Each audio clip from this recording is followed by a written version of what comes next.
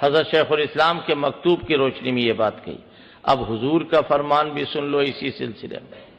میرے آقا اللہ کے حبیب صلی اللہ علیہ وسلم فرماتے ہیں، ذرا ہوش میں آ کے سننا، میں نے اس سے پہلے اگر آپ کو بتایا ہے تو یہ بتانے کے بعد اب بتا رہا ہوں تو یہ تذکیر ہے، اور اگر نہیں بتایا ہے تو یہ تعلیم ہے، اور تعلیم بھی پسندیدہ چیز ہے اور تذکیر بھی پسندیدہ چیز۔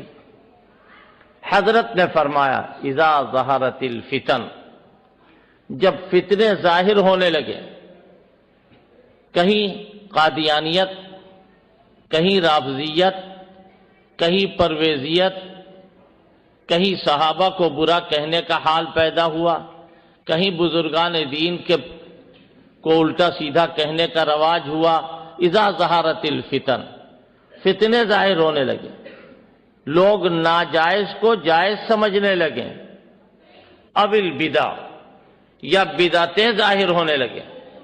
اب بدعتیں تو بہت پیچھے رہ گئی، اللہ جانے کیا کیا۔ آج تک کسی بدعتی نے کوئی نماز دوسری ایجاد نہیں کی ہے۔ جتنے بھی بدعتی ہیں پوری دنیا میں، میرے اپنے خیال میں کوئی نماز نہیں آرٹیفیشل مصنوعی کوئی نماز نہیں جاری کی۔ اب کی دفعہ اخبار میں دیکھا کہ صاحب نماز غدیر بھی ہوگی۔ یہ نماز غدیر کی نماز، اللہ کے پیغمبر نے نماز تو فرض ہے، اور یہ غدیر کہ ہم کہیں کہ نہیں 12 وفات میں بھی نماز ہوگی، حضور کی ولادت کے موقع میں، ہم کو حق نہیں۔ تو میں عرض یہ کر رہا تھا کہ اذا ظہرت الفتن او البدع، کہ جب بدعتیں ظاہر ہونے لگے، لوگ جو دین نہیں ہے اسے دین سمجھنے لگے۔ آگے ایک اور بات کہی، اس پر آپ نے وعید بیان کی، فرمایا او سبت اصحابی، یا میرے صحابہ کو گالی دی جائے، برا بھلا کہا جائے۔ ابھی خبر ملی فلاں جگہ فلاں نابکار نے اپنی غلاظت ظاہر کی ہے، میں نے فوراً ضلع افسران کو اس کی اطلاع دی اور کہا کہ ہم سب کچھ برداشت کر سکتے ہیں مگر صحابہ اکرام کی شان میں گستاخی نہیں برداشت کر سکتے۔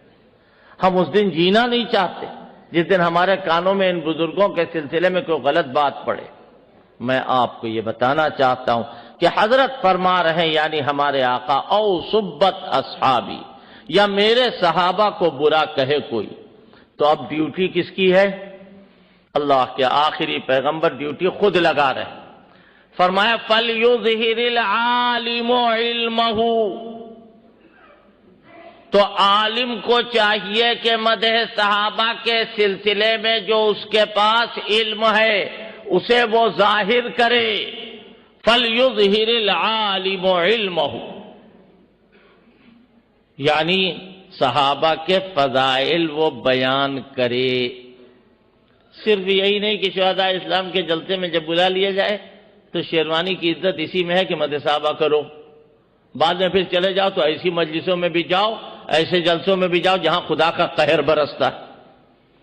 یہ مطلب نہیں ہے اس کا مطلب یہ کہ قول سے، فعل سے، عمل سے صحابہ کی محبت کا اظہار کرو۔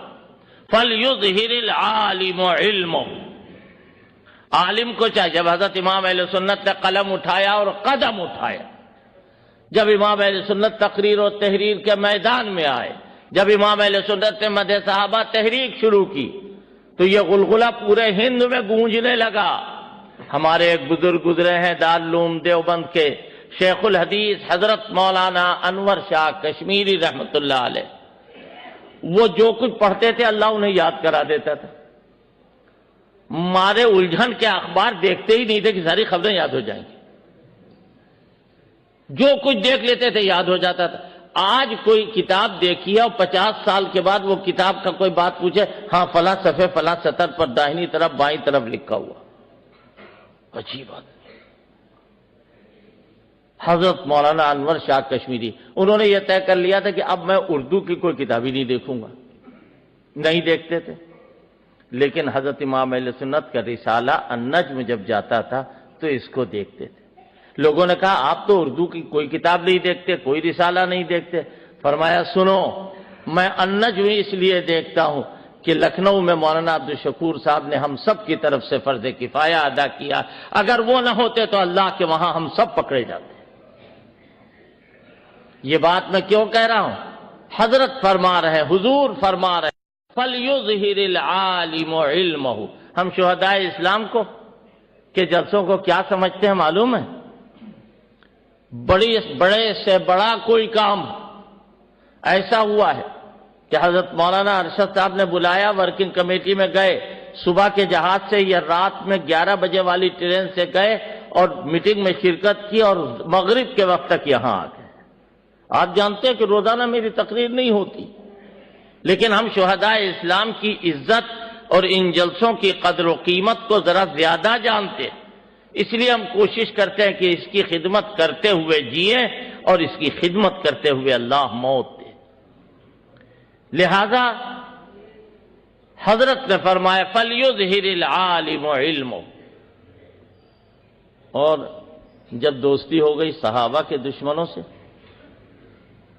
صحابہ کے دشمنوں سے ہماری آپ کی کسی کی دوستی ہو جائے تو کوئی بات آ جائے تو ہم کہیں گے بھائی دیکھو ان کا دل دکھے گا، لہذا صحابہ کا تذکرہ نہ کرو، صرف حضور کا تذکرہ کرو، اور اگر کوئی اور بہت زبردستی ہو تو صرف حضرت حسن، حضرت حسین، حضرت علی کا نام لے لو، باقی سب خیریت، نہ کسی کو برا کہو نہ بھلا کہو۔ اسی کے لیے حضرت فرما رہے ہیں ومن کتما، کسی مصلحت کی وجہ سے کوئی آدمی صحابہ کا تذکرہ نہ کرے، اپنے دوست کو خوش کرنے کے لیے، اپنی جماعت کی جتھا بندی کے لیے صحابہ کا تذکرہ چھوڑ دے، ومن کتما، تو کیا ہوگا معلوم ہے؟ سن لو، اور ہم ڈنکے کی چوٹ پر کہہ رہے ہیں، یہ ہماری بات نہیں ہے، ہمارے آقا کی بات۔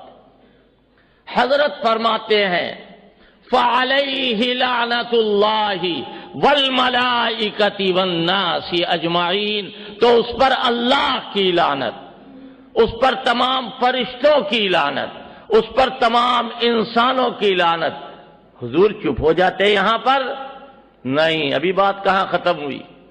حضرت فرماتے ہیں لا يقبل اللہ منہ صرفا ولا عدلا، اللہ اس کی کوئی نفل عبادت بھی قبول نہیں کرے گا اور فرض عبادت بھی قبول نہیں کرے گا۔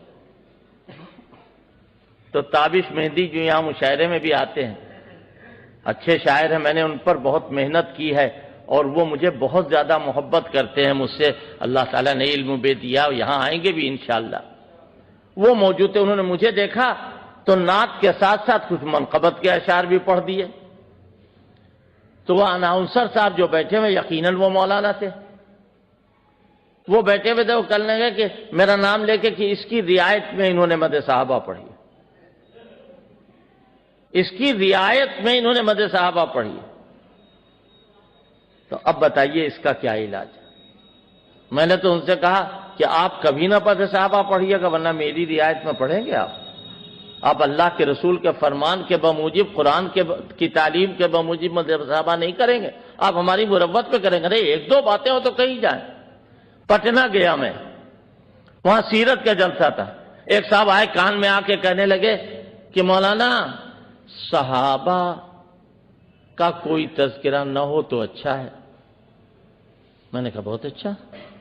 میں بیٹھا خطبہ پڑھا، میں نے کہا مکے میں ایک صاحب پیدا ہوئے، ان کو آخری رسول کہا جاتا ہے، کون کہتا ہے ہم نہیں جانتے، مدینے گئے، کچھ دنوں وہاں رہے، ان کی وفات ہو گئی، وآخر دعوانا، ختم۔ اب وہ لوگ دیکھ رہے ہیں کہ آپ نے کیا کیا۔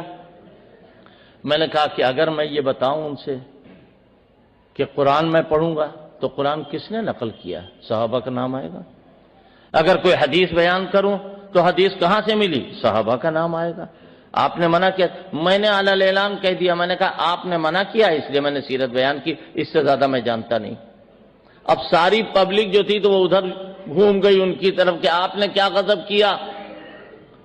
تو میں نے کہا نہیں، انہوں نے جو کہا تھا بھائی، انہوں نے بلایا ہے مجھے، جو انہوں نے کہا تھا وہ میں نے کیا، اس سے زیادہ تو میں کچھ، اگر سواری کا ذکر، سوار کا ذکر ہوگا تو سواری کا بھی ذکر ہوگا۔ اگر حضور کی ہجرت بیان کی جائے گی تو کاہے پہ آئے حضور؟ ریل پہ آئے، ہوائی جہاز پہ آئے، ہیلی کاپٹر پہ آئے، اونٹ پہ آئے، خچر پر آئے، کس پر آئے؟ آپ کو کہنا پڑے گا کہ صدیق اکبر کے کندھوں پہ بیٹھ کے آئے۔ کیسے نہیں ہوگا؟ پھر ہر حدیث میں صحابی، قرآن کی ہر آیت صحابی کے ذریعے سے نقل ہوئی، پیغمبر کی ہر تعلیم صحابہ کے ذریعے سے عام ہوئی، کیسے نہ صحابہ اکرام کا تذکرہ کریں؟ تو پبلک نے کہا کہ ہم ابھی جلسہ درہم و برہم کر دیں گے، آج کا جلسہ بھی نہیں ہونے دیں گے اگر آپ کی تقریر نہ ہوئی، اور کل بھی نہیں ہونے دیں گے۔ تو ان لوگوں نے کہا کہ بھائی صاحب آپ جو جی چاہے بیان کیجئے، ہم بیٹھیں گے، ہم کو معاف کر دیجئے۔ تو ہم نے کہا ٹھیک ہے بس۔ اس کے بعد میں ہم نے صرف فضائل صحابہ، ہم نے کہا صحابہ کے فضائل صحابہ کے نہیں ہیں، یہ نبی کے فضائل ہیں، یہ نبی کی تعلیم کے اثر سے۔ وہاں حیدرآباد میں دارالشفا ایک جگہ ہے، جیسے اکبری دروازے کا چوراہا، اور وہاں مسجد عثمانیہ سامنے ہے، یک مینارہ مسجد ہے، ایسی ایک جگہ ہے دارالشفا، اور بس ایک مسجد ہے جس میں مسلمان جاتے آتے ہیں، باقی اور سب کچھ جو ہے وہ دوسروں کا ہے۔ میری تقریر کا اعلان ہوا، ایک صاحب بڑے قابل فاضل، انہوں نے ڈائریکٹ میرے پاس فون کیا کہ سنا ہے آج آپ کی تقریر ہے فلاں جگہ دارالشفا میں۔ میں نے کہا جی کر لیں گے۔ دیکھیے صاحب ذرا سا اتحاد بن جائے، اتحاد قائم رہے، اس لیے صحابہ کا تذکرہ وہاں نہ کیجیے گا۔ تو میں نے کہا کہ اچھا یہ آپ کی رائے ہے؟ کل نہیں کچھ لوگوں کو اعتراض ہے۔ میں نے کہا جن کو اعتراض ہے ان کا تو کوئی فون نہیں آیا، ہم تو آپ ہی کی رائے سمجھ رہے ہیں، آپ ہی کو اعتراض ہے، اگر ان کو کوئی اعتراض ہوتا تو فون آتا۔ تو ہم نے کہا سنیے، جہاں صحابہ کا نام لینے سے روکا جائے وہاں فرض ہے نام لینا، اب تو صرف مدح صحابہ پر تقریر ہوگی۔ تو یہ باتیں میں کیوں آپ سے عرض کر رہا ہوں؟ اللہ کے آخری پیغمبر فرما رہے ہیں لا يقبل اللہ منہ صرفا ولا عدلا، اللہ کوئی اس کی نفل عبادت بھی قبول نہیں کرے گا، کوئی فرض عبادت بھی قبول نہیں کرے گا۔